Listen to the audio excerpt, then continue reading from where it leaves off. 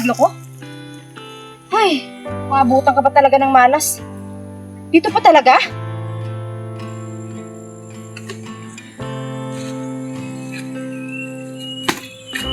Set.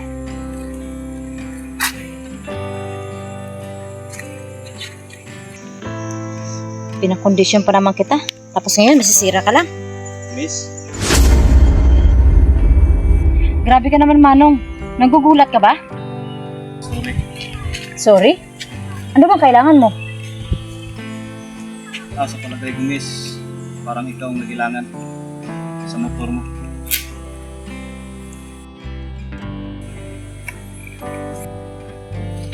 Bakit? Marunong ka ba? Ano ba ang problema? Ayan, biglang tumirik, ay umandar. May gas ba? Tingnan mo na lang, ito ang susi. Ikaw nang bahala mag-check up. Bayaran na lang kita pag naayos mo. Dali lang. Siguraduhin maayos mo yan. Baka dadami ang sira niyan. Baka kasi sirain mo lang. Huwag mo akong lokohin. Hindi ako dayo, taga rito ako. Susubukan kong paanda rin.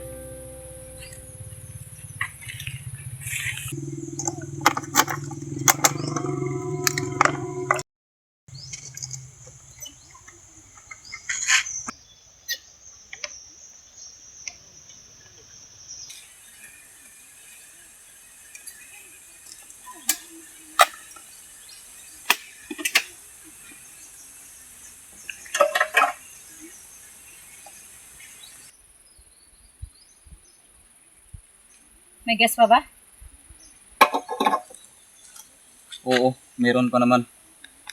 I-check ko muna ang baterya at spark plug mo. Sige, sige.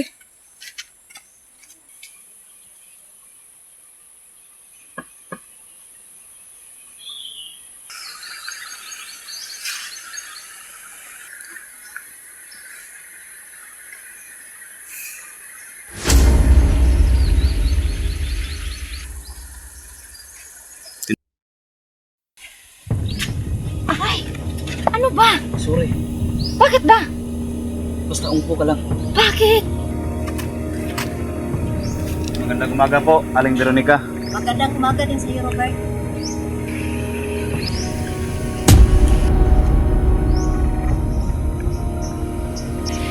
May kasama ka?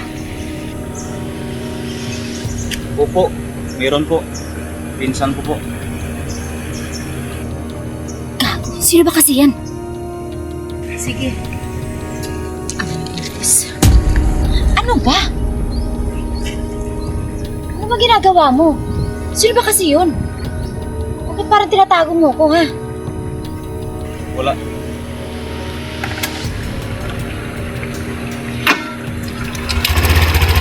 Ayan na, kumandar na motor mo.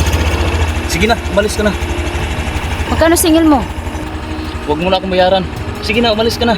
Okay, alis.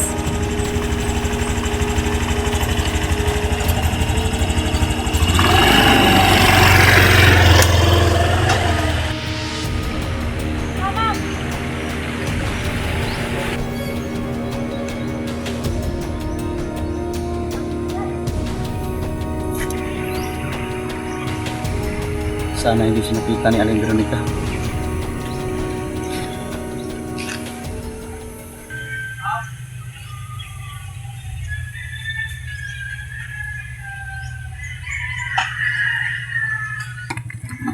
Ay, nakarating din.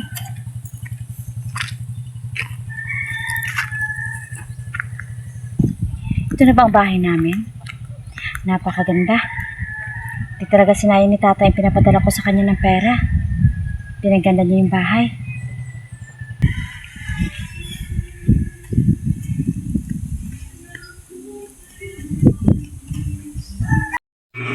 Hi! Tay? Anak, ikaw ba yan? Oo, Tay. Ako ito. Diyos ko, ang ganda-ganda mo na, anak. At ang sexy mo. Si Tatay talaga. Saan ba ako na magmamana? O di sa'yo? Kung sa bagay, Halika, pumasok ka. Sige po. Napakaganda na po talaga ng bahay natin, Tay. Oo. Lahat kasi ng pera na pinapadala mo ay inipon ko para mapagawa ang bahay natin. Galing mo talaga, Tay. Siya nga pala, si Ide. Bakit hindi mo siya kasama? Nasa trabaho po, pero susunod po siya dito sa Martes. Ganun ba? Tay, painom po ng tubig, nauhaw po ako. Halika dito sa kusina na.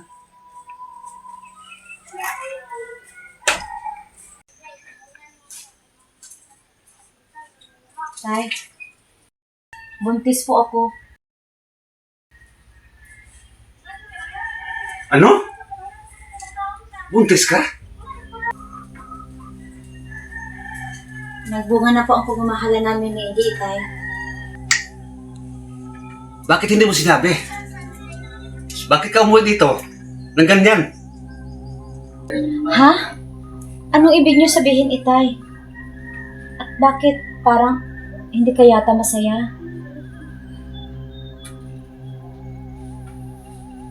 Anak, masaya ako. Masaya ako. Pero ang iniisip ko, ang kaligtasan mo. At ang kaligtasan niya. Tay, hindi ko po kayo maintindihan. Ano pong ibig niyo sabihin? At bakit parang pinapalabas niyo na hindi po kami ligtas dito? Anak, makinig ka. Hindi kayo ligtas dito. Mamimiligro ang buhay ninyong dalawa kapag mananatili kayo dito. Tay, alam mo, sobrang labo mo. Bakit nga po delikado kami dito? Bakit po? Dahil sa mga aswang. Aswang? Tay, sa tanda mong yan, naniniwala ka pa sa aswang. Hindi sila totoo. Mga katag-isip lang sila. Ano? Totoo sila. Nandito sila sa lugar natin. Ay, nako sa'yo, Tay. Tama na nga yan. Pagod na pagod ako sa biyahe, tapos ito pa yung madadatan ko. Anak, pinag-iingat lang kita. Mahalaga ka sa akin at ang magiging apo ko. Tay, okay lang naman sa akin pinag-iingat mo ko. Pero hindi naman sa ganyang paraan. Alam mo naman hindi ako naniwala sa mga ganyan.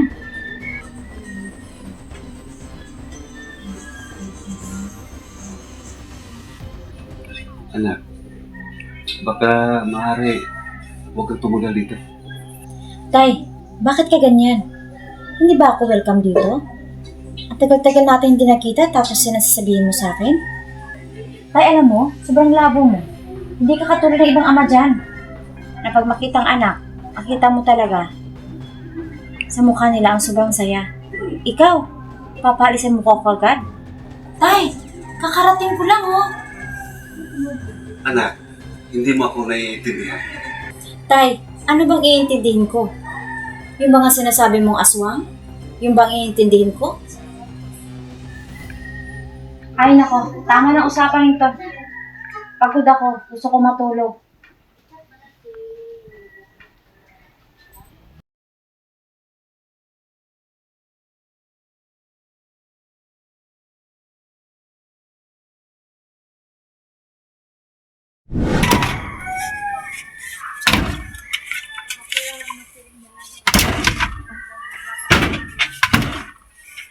Robert?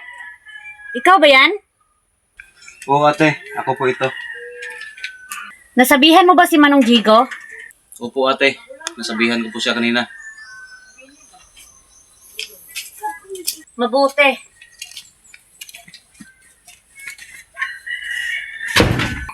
Ate, may nakita po akong magandang babae kanina. Doon, malapit sa may punong kawayan.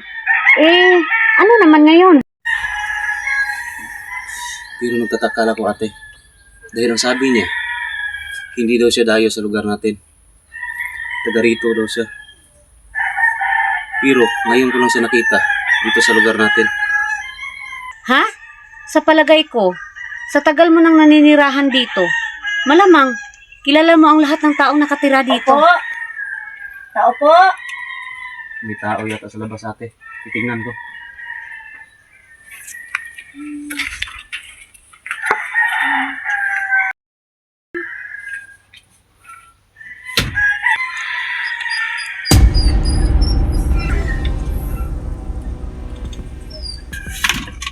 Ate, halika muna dito.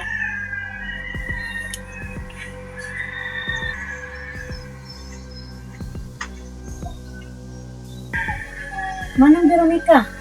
Ani. Ano pong kailangan mo dito, Manang Veronica? Mayroon lang akong gustong itanong sa kapatid mo.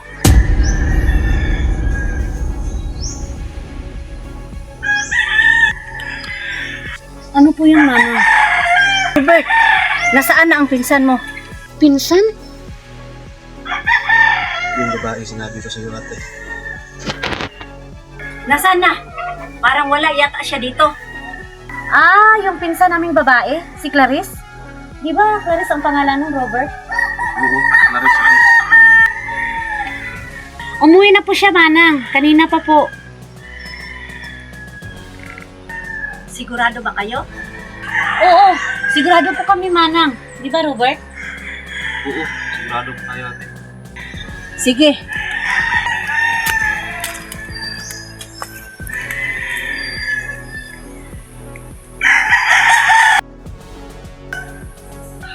Nakakatakot talaga siya. Grabe, nabahan ako ng sobra, ate. Ako din. Halika na. Pumasok na tayo. Baka bumalik pa yun.